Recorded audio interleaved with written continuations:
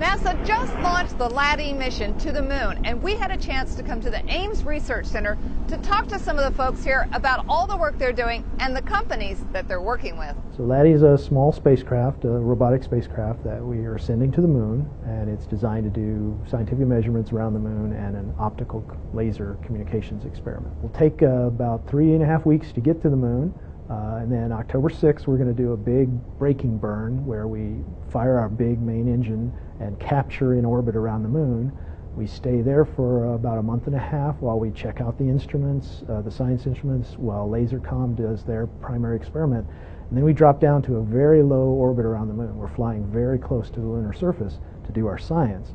Well, and we use up all our fuel to do that, so at the end of the science phase, we intentionally crash into the moon to end the mission. So it'll never come back. For LADEE, future aspirations lay within the innovative design of the reusable spacecraft. Well, this design was not intended for one specific mission. It's a modular spacecraft bus design, and you can put the modules together in different ways for different missions. This particular bus was designed for lunar orbit missions, but it can also do lunar lander missions. It can do Lagrange missions. It can do near-Earth asteroid missions. So it has a wide variety of missions it can target.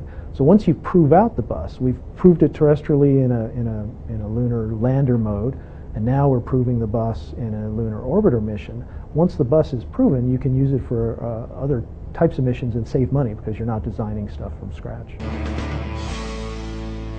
The Celtic Tiger is roaring back in Ireland, and it's roaring back in the tech sector.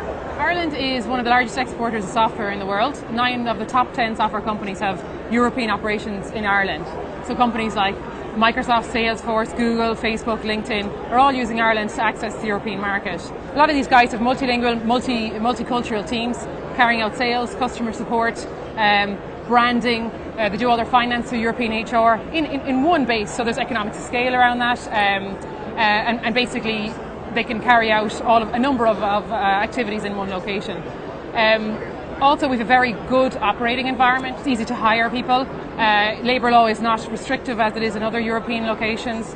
We have very flexible immigration laws. We as an agency help our companies with visa applications to make it as easy as possible for them to get the people that they need.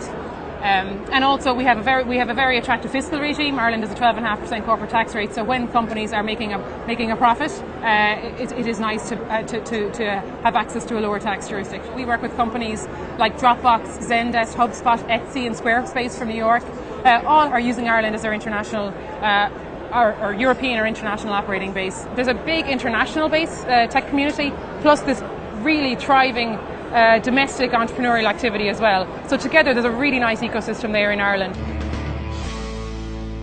Robotics and 3D printing, 2 of the most talked about sectors in technology. When you combine them, you get Jimmy here, a robot built using 3D printing. I'm here with Intel's futurist, Brian David Johnson, to talk about Jimmy and the future of robotics. Brian, tell us a little bit about Jimmy. So Jimmy is a 21st century robot.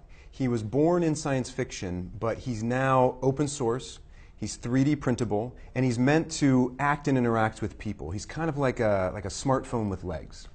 Now, you mentioned the open source for Jimmy. Tell us a little bit about how people have come together to really build Jimmy from the vision that you had in your head to what we see here now.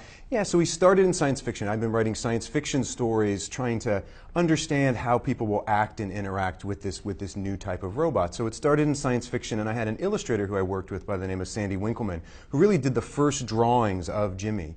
And then as we started to realize with 3D printing, with the advances in microprocessors, and with really the maker community, that we could actually bring him to life. So we started working with a 3D animator and a 3D designer by the name of Wayne Losey. And he actually then took those illustrations, turned them into this, what you see today. And now what we're doing is we have teams of makers and students who are coming together and actually building 10 different versions of Jimmy, so that we can have both the hardware and the software and bring everybody together in November to a robotic maker fair. And we're going to get a bunch of people together to think about how could they use it. Because it's so personalized and it's so app-based, you can actually write apps and put apps into Jimmy. You can decide what you want your robot to be.